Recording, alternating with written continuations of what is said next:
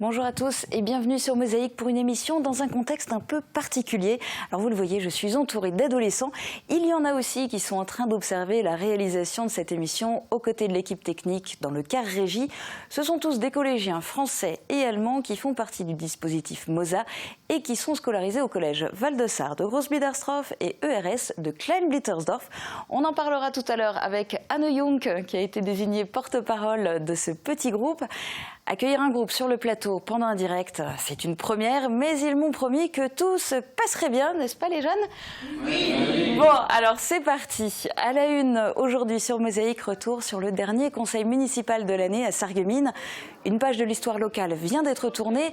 Hier soir, le conseil a voté à l'unanimité pour la vente du centre de vacances de La Baroche. Propriété de la ville depuis 1954, les Genêts, c'est son nom, devrait être cédé à la commune de La Baroche dès le mois de janvier 2016. C'est l'un des sujets sur lesquels nous reviendrons dans le JT de Mosaïque. En attendant, voici le sommaire de cette émission. Avec l'agglo, plus belle la vie. Au programme aujourd'hui sur Mosaïque, on n'a plus le droit d'avoir faim ni d'avoir froid. Les Restos du Cœur ont repris du service à Sarreguemines. Dernière décision de l'année du conseil municipal de Sarreguemines avec notamment la vente du centre de vacances Les Genêts à La Baroche. Rencontre avec Solange Guggenbuhl qui vous régale de ses délicieuses préparations maison. Ces tendances, les animaux aussi ont droit à leur cadeau de Noël. Et dans le menu spécial biscuits de Noël, découvrez la recette des croissants de lune vanillés à la farine d'épeautre. Il y a 6 ans, jour pour jour, Mosaïque avait filmé le préfet de Lorraine en visite au foyer de l'UDAF à Sarreguemines, rue Geiger. Replay. Où que vous soyez, vos données sont sauvegardées et protégées contre les menaces externes. Pour les pros, la solution, c'est le Cloud ID Réseau. Entre les places d'hébergement d'urgence, de stabilisation, de réinsertion sociale et les nuitées d'hôtel pour les demandeurs d'asile, la Moselle dispose au total de 1467 places d'hébergement. À Sarreguemines, c'est l'UDAF qui gère le CHRS, Centre d'hébergement et de réinsertion sociale, réparti sur plusieurs sites, appartements et hébergements collectifs. La cité faïencière dispose ainsi de 55 places d'accueil en insertion, et de 24 places d'hébergement d'urgence. Souvent des gens orientés là par le 115. De nouveaux locaux sont en cours de construction et l'UDAF prépare activement son déménagement rue du Colonel Casal. Pas d'évolution en revanche du nombre de places. L'agrément préfectoral reste de 55 places d'accueil en insertion et de 24 places d'hébergement d'urgence. N'hésitez pas à appeler le 115 si vous voyez des sans-abri, mais vous passez la nuit avec un toit au-dessus de sa tête, même si les grands froids ne sont pas encore là. Regardez les prévisions de Météo France pour demain, présentées par Sandrine Serbino. 17% des accidents du quotidien ont pour origine le sport. Assurance accident de la vie, la sécurité par tous les temps. Bonjour tout le monde, pour demain, pas trop de changements côté ciel, mais la surprise se trouve du côté température où la douceur s'accentue encore et nous offre des températures remarquables pour cette période de l'année. Elles partent de 4 à 7 degrés le matin et culminent entre 11 et 13 degrés l'après-midi, ce qui est quand même 6 à 7 degrés au-dessus des normales pour la saison. Demain, mercredi 16 décembre, nous fêtons les Alice. Le soleil nous accompagnera de 8h20 à 16h34. Et aujourd'hui, je suis au marché de Noël en compagnie de Jérôme. Jérôme, bonjour. Je voudrais savoir, qu'est-ce que vous souhaitez pour les fêtes de fin d'année? Que tout le monde passe des bonnes fêtes et surtout la santé. Et qu'est-ce que vous souhaitez à vos clients? Pareil, hein, une bonne santé et des joyeuses fêtes pour la fin d'année et pour l'année à venir surtout.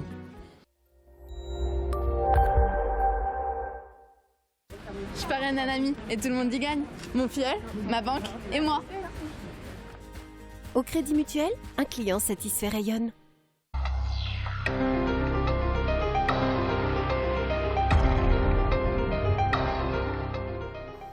Baisse de la délinquance à Sarreguemines. Hier soir, le commandant de police Franck Stéphan est venu présenter les chiffres au conseil municipal. Entre autres points, à l'ordre du jour, la vente du centre de vacances de La Baroche. Résumé de la soirée par Jean Birkel. Dernier conseil municipal de l'année, avec pour démarrer la présentation du rapport sur la délinquance. Les chiffres concernent les 11 premiers mois de 2015 par rapport aux mêmes 11 premiers mois de 2014. Ils sont présentés par Franck Stéphan, le commandant de police du commissariat de Sarreguemines. Et ce qui apparaît, c'est une baisse des faits constatés de l'ordre de 2,1%. Une légère diminution qui n'a pas de signification particulière, c'est un peu le fruit du hasard parce que sur ce volume-là, une variabilité de plus ou moins jusqu'à 5% n'a pas de grande signification. Légère baisse d'un côté mais forte augmentation de l'autre du taux d'élucidation. Au niveau national, lorsque les services arrivent à atteindre 40% d'élucidation, les autorités du ministère de l'Intérieur sont très satisfaites. Nous étions déjà il y a un an à 58%. Nous avons atteint une performance qui est plus que satisfaisante à ce stade, puisque nous atteignons pour l'heure, sur l'ensemble du déroulé de l'année, un taux d'élucidation de 67%. On conserve la règle et la calculette pour le schéma départemental de coopération intercommunale de la Moselle. Le Conseil est appelé à se prononcer sur la fusion de la Casque et de la communauté de communes de l'Albe et des Lacs. Les élus de la Casque ont rendu un avis réservé, ni défavorable ni favorable. Le maire propose de rendre un avis favorable, assorti de certaines considérations. La communauté d'agglomération a développé un certain nombre de compétences, alors que la communauté de communes de l'Albe et des Lacs n'a pas développé de la même manière ses compétences. Et non seulement elle ne les a pas développées de la même manière, mais la ville-centre, celle qui a la richesse en termes d'entreprise, je pense à Ineos, mais je peux en citer d'autres, eh bien, n'a pas partagé la ressource, sa taxe professionnelle, anciennement taxe professionnelle, avec les communes autour. Donc les compétences n'ont pas été développées et aujourd'hui, ces communes nous regardent avec un air envieux, à juste titre. Mais ce qui veut dire aussi que si demain elles viennent dans notre communauté d'agglomération et qu'elles bénéficieraient ou bénéficieront de prestations que nous avons déjà, il n'est pas anormal que leur fiscalité dans leur commune et dans leur ex-intercommunalité eh bien, augmente. C'est logique. Il ne s'agit pas aux contribuables de la communauté d'agglomération de subir des augmentations pour payer des prestations à d'autres qui n'ont pas exercé les compétences en son temps. La délibération qui dit l'adoption d'un pacte de neutralité fiscale, ça veut dire qu'il y a un certain nombre si vous voulez, d'éléments qui devront être neutralisés de manière à ce que ça n'impacte pas nos finances à nous, ville de Sarreguemines, ni non plus les finances de la communauté d'agglomération. Autre condition émise par le Conseil, l'adhésion à la politique de développement territorial et économique. Le maire fait ici écho au dossier Ambrégy, dossier auquel s'est opposée la municipalité de Sarralbe. Dernier critère, la mise en œuvre d'une gouvernance équilibrée et solidaire. Cette délibération est approuvée à l'unanimité et vraiment je vous remercie tous.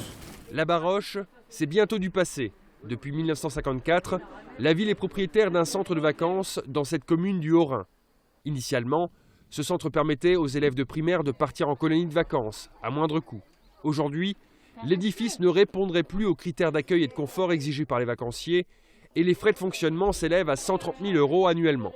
Qu'est-ce que n'a pas la Baroche et qu'est-ce qu'ont les autres centres de vacances? Si aujourd'hui on devait mettre de la modernité dans l'hébergement, dans les chambres, par exemple, ça coûterait pas mal d'argent. C'est encore les vieux lits, c'est encore les vieilles douches, c'est pas insalubre, c'est pas insalubre, hein. mais ça fait un petit peu 14-18 quand même. De par sa position centrale dans la commune, la municipalité de la Baroche est intéressée par un rachat. Les domaines ont évalué le prix de ce centre à 690 000 €. Le Conseil est appelé à se prononcer sur cette cession. Il y aura peut-être des indemnités de licenciement à payer à 2 personnes. Mais a priori, sans que ce soit un engagement de leur part, mais ils vont peut-être y mettre du périscolaire, ils vont peut-être y mettre des activités ressemblant à ce qu'il y avait, et ils ont envie de reprendre ces 2 personnes de mon revenu. Pour cette session déjeuner à la Baroche, c'est un moment un peu historique, je sais. Y a-t-il des oppositions, des abstentions? Ce rapport est adopté et je vous en remercie. Merci pour votre sagesse. Une partie des bénéfices liés à la vente du centre de vacances de la Baroche pourrait néanmoins servir à aider des centres de vacances, centres de loisirs. Certains n'ont pas vraiment la possibilité de penser aux vacances et aux loisirs quand la priorité est de réussir à se nourrir correctement. C'est pour eux que les Restos du Cœur ont repris du service. La nouvelle campagne de distribution a commencé à Sarreguemines. Reportage de Guillaume Dumonteil. perdu votre carte. C'est un succès dont se passeraient bien les bénévoles des Restos du Cœur. Alors que la nouvelle campagne d'hiver est tout juste lancée, ce sont 280 familles qui sont d'ores et déjà inscrites pour bénéficier de l'aide alimentaire de l'association. Ce qui correspond à plus de 600 personnes pour lesquelles les restos sont indispensables pour tenter de vivre normalement. Des inscriptions souvent faites au dernier moment. Le jour du tournage, les restos ont procédé à 30 nouvelles inscriptions et ont dû demander à 20 autres familles de revenir la semaine prochaine pour ne pas être dépassées par le nombre. Parmi les mauvaises surprises de l'année, le nombre accru de familles avec des bébés. Elles sont déjà 33, or les inscriptions sont possibles jusqu'à la fin de la campagne, le 15 mars. Face à l'afflux, les 40 bénévoles font pourtant tout pour apporter l'aide à ces familles dans le besoin, des bénévoles devant toutefois jongler avec des locaux devenus avec le temps trop petits pour accueillir convenablement les bénéficiaires de leur aide. Dans son combat, l'association peut compter sur le soutien du magasin Super U qui chaque mardi lui confie ses invendus proches de la date limite de consommation. Les autres super et hypermarchés du secteur s'y refusent. Une situation qui laisse l'antenne locale des Restos du Cœur encore très dépendante des stocks nationaux. Et pour rappel, les Restos du Cœur sarregueminois sont ouverts le mardi de 8h30 à midi et de 13h à 17h pour la distribution. Les inscriptions se font, elles, le vendredi de 14h à 16h. Tout autre sujet, Sarreguemines s'est enflammée dimanche soir à l'occasion de la Sainte-Lucie. Des lampions ont été distribués aux enfants qui sont venus en nombre avec leurs parents, notamment en raison de l'ouverture dominicale des magasins avant les fêtes. Ils ont ensuite défilé jusqu'à la place du marché où la compagnie du cirque C'est pas nous a proposé un spectacle. Marie Lorenz était sur place. Les regards des passants se tournent vers un nouveau stand dans le centre-ville de Sarreguemines. Des lampions commencent à s'illuminer et les curieux s'attroupent rapidement pour s'emparer de ces lanternes. Ce dimanche, c'est la Sainte-Lucie. C'est la journée la plus longue de l'année et donc en fait c'est une tradition qui vient des pays du Nord et donc à Sarreguemines nous fêtons également cette fête des Lumières donc avec la distribution des lampions pour les enfants. On trouvait l'idée originale et puis défiler avec des lampions c'est très joli dans la nuit. Depuis 5 ans, la ville de Sarreguemines organise cette fête traditionnelle venue de Suède. Le 13 décembre, la Sainte-Lucie est célébrée pour marquer le début de la saison de Noël. Dans les pays de l'Est, cette fête marque également le jour à partir duquel le soleil se couche plus tard que la veille. Après un défilé à travers le marché de Noël, la compagnie de cirque C'est pas nous s'est donnée en spectacle. Une démonstration qui reste sur le thème des Lumières.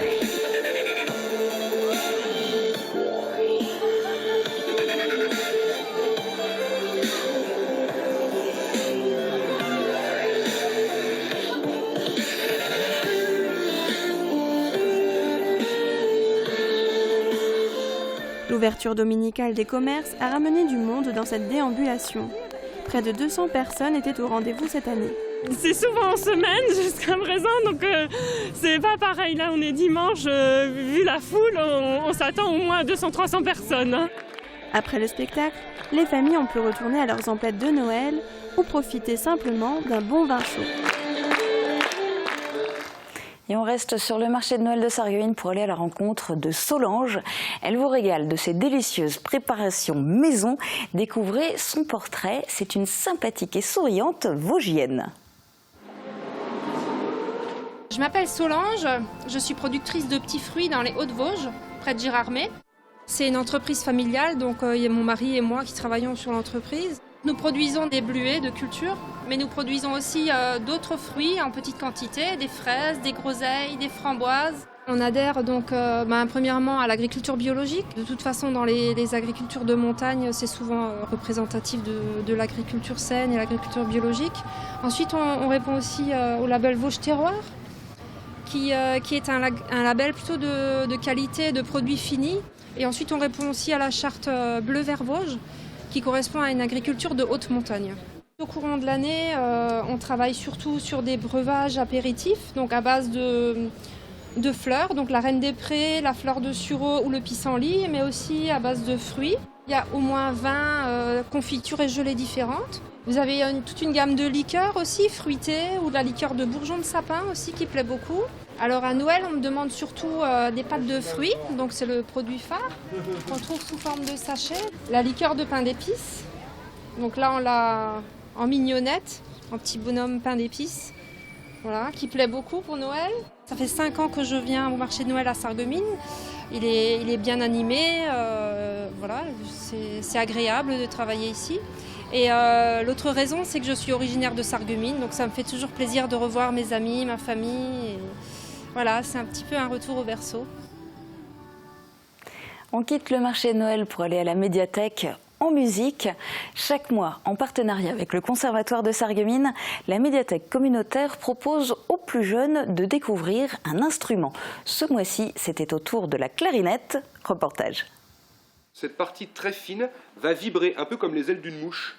C'est pour ça qu'une mouche, on l'entend voler, c'est parce que ça fait bzzz. De la date de sa création, vers 1690, aux différents éléments qui la composent, en passant par sa matière, l'ébène, le professeur de clarinette du Conservatoire de Sarreguemines a tout expliqué en quelques minutes à travers un discours à la portée des plus petits. Une manière ludique d'apprendre notamment que de tous les instruments avant, c'est la clarinette qui possède la plus grande tessiture, avec 3 octaves plus une sixte mineure, soit 45 notes en tout. Mais à la médiathèque, pas de cours magistral, d'autant qu'un instrument se découvre avant tout en l'écoutant.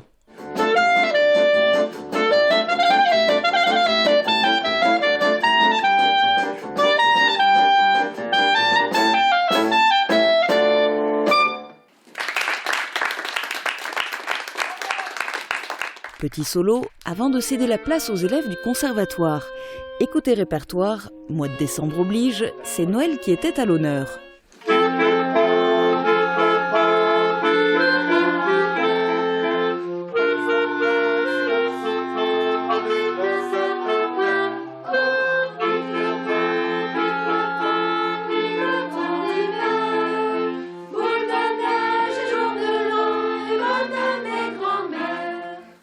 Alors vous les voyez autour de moi depuis le début de l'émission, il y a plein d'adolescents, des collégiens de Groß-Bledersdorf, de Klein-Bledersdorf qui sont là. On va essayer d'en savoir un petit peu plus avec Anne Jung. Bonjour. Bonjour. Et merci d'avoir accepté de parler en nom et place de tes camarades. Parle-nous déjà un petit peu de toi. Toi, tu es allemande et tu es au collège à Klein-Bledersdorf. Klein-Bledersdorf. Oui, j'ai beaucoup de camarades. Alors, je m'appelle Anne Jung, j'ai 13 ans. Je vais à Klein-Bledersdorf à l'école et j'apprends depuis 5 ans le français. Et en 5 ans, tu as déjà réussi à acquérir un très beau niveau. Tu es scolarisé dans ce qu'on appelle le dispositif Mozart. Est-ce que tu es capable de nous expliquer un petit peu ce que c'est? Alors Mozart, chez nous, c'est le dimanche. On va toujours en échange. C'est comme un échange. Parfois, les Français viennent chez nous et parfois, les Allemands viennent chez les Français. Et là, depuis la rentrée, depuis septembre, vous vous êtes mis à travailler, mais alors là, c'est plutôt en classe, c'est plutôt les mardis, c'est ça? C'est toujours les mardis que vous êtes ensemble, et vous avez commencé à travailler sur les médias, sur la presse. En quoi ça consiste? Alors nous, on était au SR, on a regardé les studios, et ici, on est aussi, et on regarde et on écrit des choses. Alors justement, vous avez visité Saarländischer Rundfunk. C'est beaucoup plus grand, c'est l'équivalent allemand de France 3 Régions. Qu'est-ce que tu as pu voir comme différence, le peu que tu as déjà vu de Mosaïque? Alors déjà, c'est plus grand. Ils ont 2 studios. C'est la même chose, mais plus grand.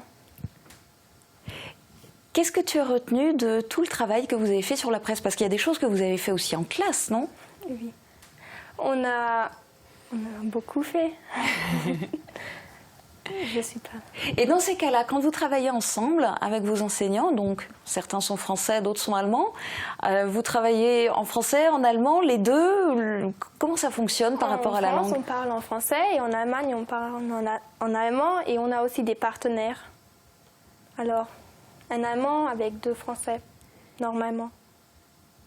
Comment se fait-il que vous ayez choisi, là, le groupe, que ce soit toi, que ce soit une Allemande? Alors moi, je suis la meilleure, je veux dire, en Allemagne, qui sait parler le français. Et les Français... Et les Français sont trop timides, les Français n'ont pas osé venir parler sur Mosaïque. C'est la première fois que tu es interviewée? Oui. Comment tu te sens? Qu'est-ce que ça fait? Raconte. Alors, je tremble un peu. Mais c'est aussi rigolo. D'accord. Ok. C'est intéressant. Est-ce que tu sais déjà ce que tu as envie de faire comme métier? Je crois que je veux faire quelque chose avec des petits-enfants.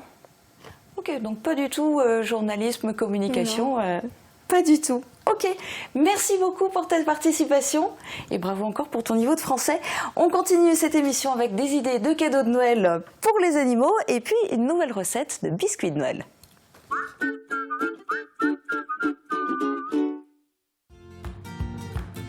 Beauty Success à Sarreguemines, c'est un grand choix de parfums, de maquillage, de soins du corps et du visage, d'accessoires et de conseils. Laissez-vous guider par nos experts parmi les plus grandes marques de parfums dans notre boutique colorée et accueillante. Pour les fêtes, découvrez nos coffrets de Noël et nos nombreuses idées cadeaux. Beauty Success à Sarreguemines, bien-être et belle humeur. Spécialiste en café, thé, chocolat, épicerie fine, votre boutique Gürtner vous propose de découvrir ses nombreuses nouveautés. Entouré des plus grandes marques, Mariage Frères et Daman en thé, Godiva et Neos en chocolat, Ediard en épicerie fine, Alessi, Sia, Bodum en objets déco et cadeaux, et bien sûr ses cafés fraîchement torréfiés, votre boutique Gürtner vous aide à composer de magnifiques paniers garnis à offrir ou à s'offrir. Gürtner, votre marchand de saveurs à Sarreguemines et Forbach. Du 28 novembre au 24 décembre, Sarreguemines fête Noël. Dans une ambiance féerique, le marché de Noël investit l'ensemble du centre-ville avec plus de 40 chalets. Vivez la magie de Noël grâce aux différentes animations, expositions de plein air, spectacles de marionnettes, sans oublier la présence du Père Noël dans son igloo place du marché et de nombreuses animations surprises organisées par les commerçants les mercredis et les week-ends. Programme complet sur www.sarreguemines.fr. Pour un Noël inoubliable, pensez à Majuscule Sarreguemines et venez découvrir votre nouvel espace Mont-Blanc, stylo de prestige, maroquinerie et accessoires. Majuscule, c'est 1001 idées cadeaux avec toutes les grandes marques, Texier, Samsonite, Eastpak et bien d'autres encore. Majuscule, pour des cadeaux dont on se rappelle. Moi, le Père Noël, je fais toujours un tour chez Festivité. J'y trouve toujours ce qu'il me faut pour faire la fête. De la décoration de table, des objets rigolos, des déguisements et même de magnifiques feux d'artifice pour la nouvelle année. Je vous le dis, pour des fêtes réussies, venez chez Festivité. Festivité, des idées toutes faites. Du 29 novembre au 20 décembre, la magie de Noël s'installe chez les commerçants de Sarreguemines. Jouez et gagnez chaque semaine des tablettes numériques, des bons d'achat et bien d'autres lots. Profitez de l'ouverture les dimanches de 14h à 18h et de la soirée nocturne animée par Sébastien de Radio Mélodie, vendredi 18 décembre. Plein d'idées cadeaux et de nouveautés pour réussir vos fêtes de fin d'année. Bienvenue chez Chocobec. I'm a cool kid riding down the streets. I'll be all this by myself. But you talk too much, I can see the ambush. Can only reply on myself. I'm not that person anymore. Well, keep me on the floor. My mind is split, don't help around. So wanna become a man.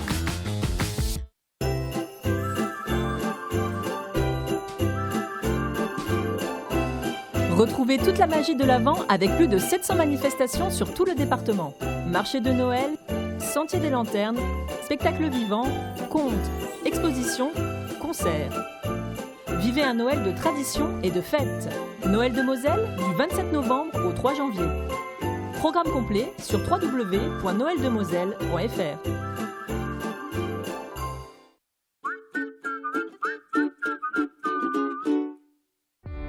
150 véhicules à votre service. AVS. Notre métier, vous accompagner. Le Sarreguemines Football Club enchaîne les matchs et les victoires. Demain, les faïenciers reçoivent l'AS Nancy-Lorraine. Retrouvez-nous en direct du stade de la Blise à 20h. Plus de sport, c'est demain sur Mosaïque. Pour Noël, vous êtes sans doute encore à la recherche de cadeaux pour vos proches. N'oubliez pas pour autant vos compagnons à quatre pattes. C'est tendance, regardez. Avec Virch Menuiserie, votre maison devient tendance.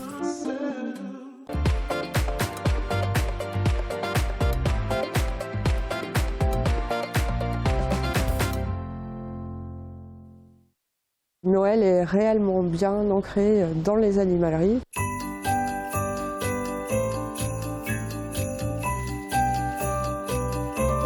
Chez Terre Animaux, enseigne spécialisée d'animalerie, on s'est rendu compte qu'il y avait beaucoup de potentiel au niveau du chien et du chat, mais on n'oubliera pas aussi les nouveaux animaux de compagnie.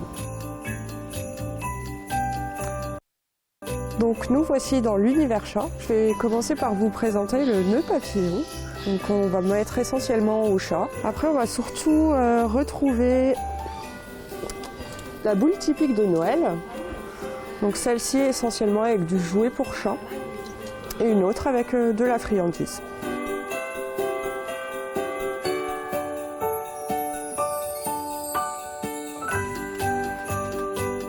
Donc nous arrivons à l'univers qui est essentiellement pour le chien. Donc on commencera par le bandana qu'on va faire essayer. Ce matin encore une cliente en a acheté un et nous disait qu'ils avaient vraiment plus une vie de chien. Donc nous avons également le bonnet.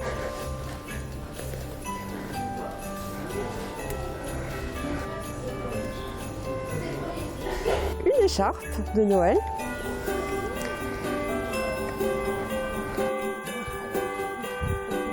Et enfin, on retrouvera la nouveauté du moment, c'est le serre-tête.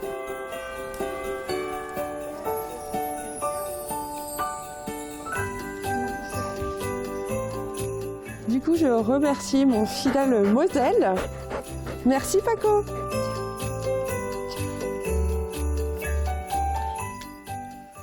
Et sachez que ce week-end va avoir lieu une collecte dans le magasin en partenariat avec la SPA dans le cadre du Noël des animaux de la SPA. Terminons cette émission sur une note gourmande et saine. Le leitmotiv de Christiane Barbiche, naturopathe et présidente d'Art de Vie, c'est la cuisine santé. Même dans ses recettes de petits gâteaux de Noël, qu'elle a rassemblés dans son livre Les petits gâteaux de mamie, elle glisse des ingrédients alternatifs à nos produits habituels. Voici des croissants de lune vanillés à la farine d'épeautre. Mosaïque vous en dévoile la recette. Avec Aviva, ne rêvez plus. Cuisinez. Invitez votre famille, vos amis. Aviva, la cuisine qui vous va.